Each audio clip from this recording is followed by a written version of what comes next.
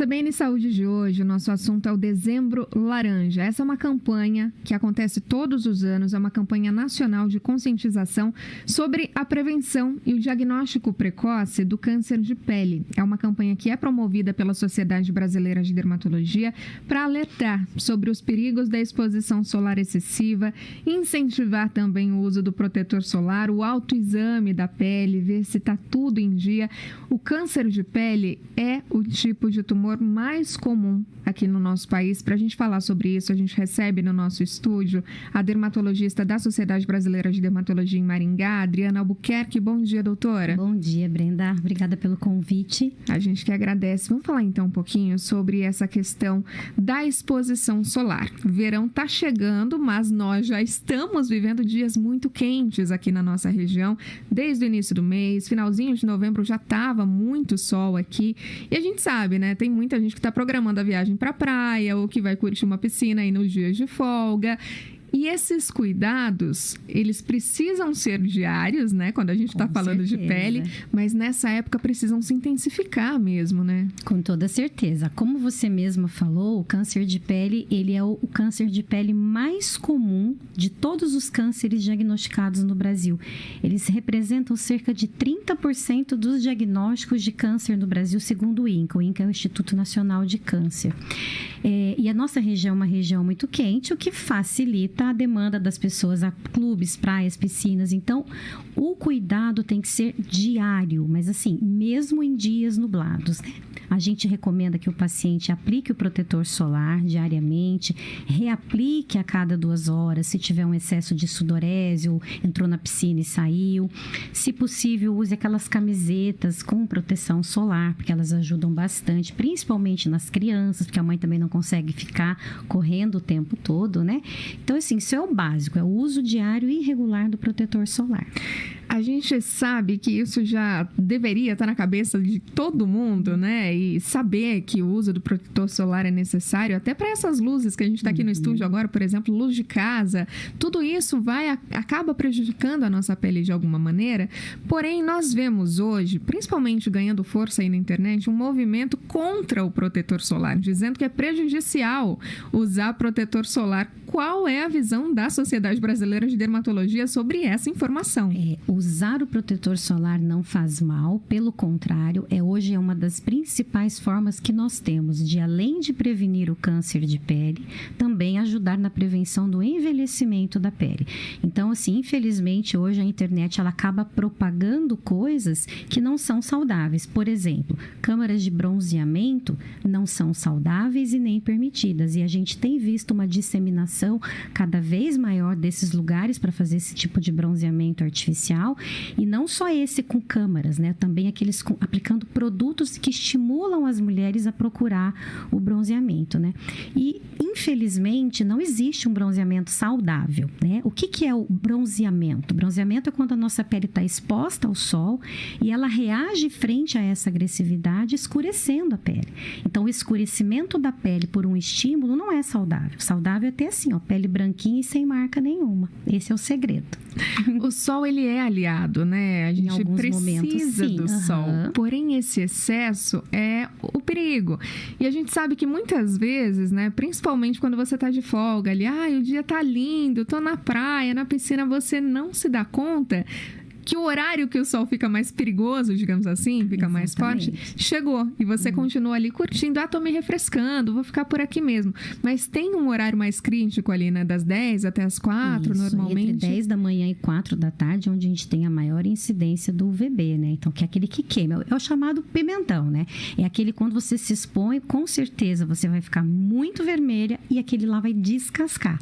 Porque a pele teve um dano muito intenso. Então, o conselho, além do protetor solar, é evitar sol entre 10 da manhã e 4 da tarde, né? A gente tem também alguns aliados e esses conselhos parecem tão simples, né? Então, usar chapéu, reaplicar o protetor solar, como você disse, colocar essas roupas, né? Que hoje já tem a proteção contra raios ultravioleta. Solar, exatamente. Sombrinha. Então, temos esses aliados e parecem realmente cuidados simples. Porém, o que a gente vê nos números é que muita gente ainda não segue.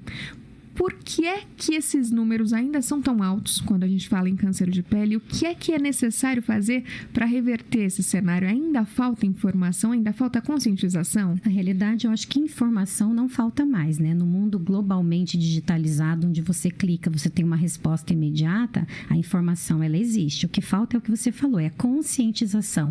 E a pessoa fala, escuto, eu atendo muito homem, fala, doutor, eu não gosto porque o protetor me arde o olho, me irrita, a cosmética. Hoje não, gente, hoje não tem desculpa. Então, além dos protetores de barreira, a gente tem cosméticos em vários veículos. Você tem protetor em gel, em water gel, em loção, você tem bastão, né?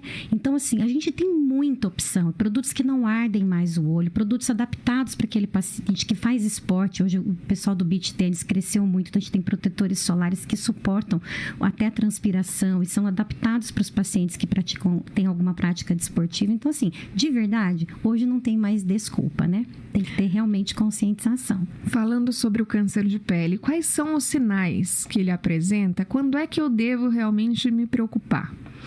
A gente segue uma regra que a gente chama de ABCDE, né? Para você fazer a investigação. Então, a gente vai olhar a simetria de lesões, a gente vai ver os bordos, se esses bordos são regulares ou não.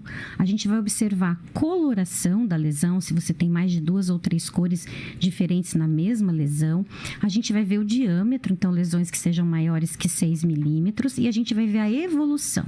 Então, o que o paciente precisa observar? Ele tem que observar pintas novas, que não cicatrizam, que beliscam, que mordiscam, que tem coloração diferente ou que mudaram o aspecto. Então, esses são os sinais principais que fazem com que o paciente deva procurar um dermatologista. Uma coisa legal em relação ao câncer de pele, que por mais que a prevalência dele seja muito alta, a cura dele também é. Se você pega a lesão precocemente, a gente consegue abordar de uma forma mais incisiva e evitar que essa lesão progrida e o paciente não vá aí ter complicações mais sérias. A senhora falou sobre essas pintas, né? Uhum. Ele sempre se manifesta em forma de pinta. Como que é a aparência dessas lesões?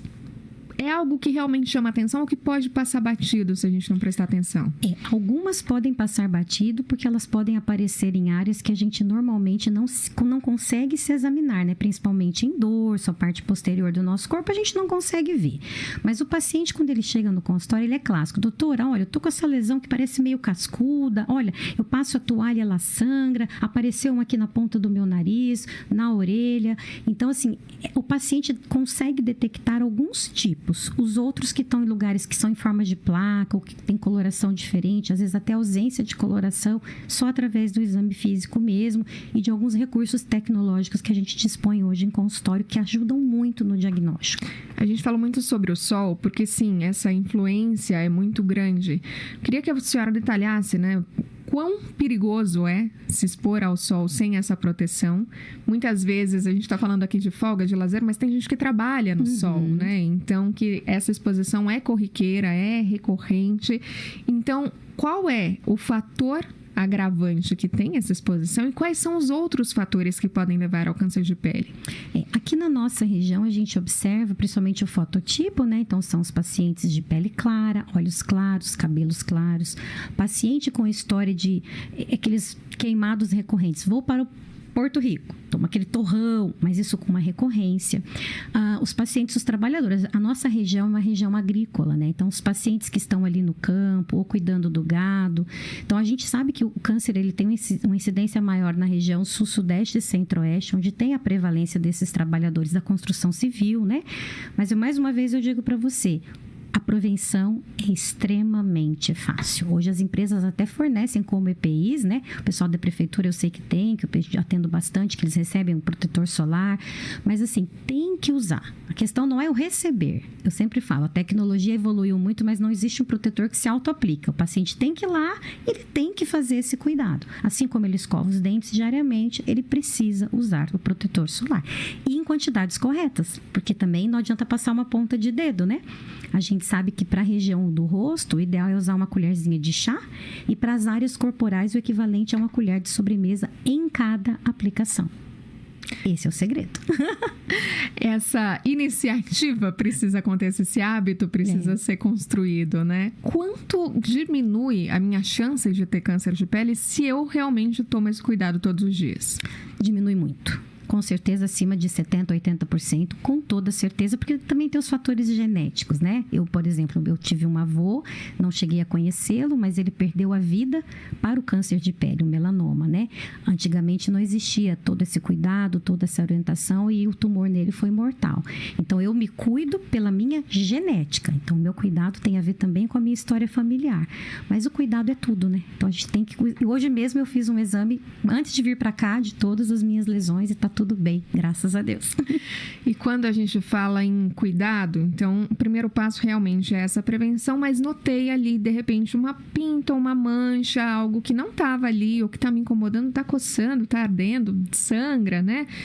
Fiz essa primeira leitura, marquei com o dermatologista. Como é feito esse tratamento? Como é o encaminhamento? Como eu consigo correr atrás ali, então, dessa cura? Na realidade, o primeiro procedimento que a gente vai fazer é a consulta física, onde através de recursos, como eu te falei, tecnológicos, hoje a gente tem dermatoscopia digital, né, que a gente consegue examinar a lesão com tamanho melhor, né?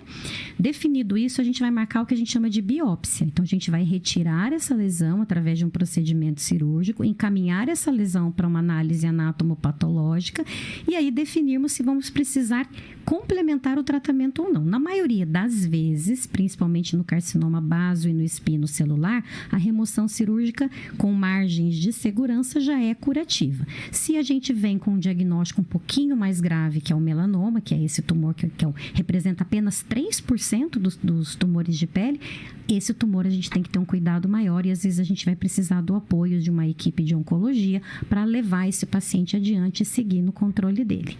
Para a gente encerrar esse papo, doutora, eu gostaria que a senhora reforçasse essas medidas que parecem simples, mas que muitas vezes, justamente por serem tão simples, acabam passando batido e a gente esquece de fazer algo que pode preservar a nossa saúde por muitos anos, né?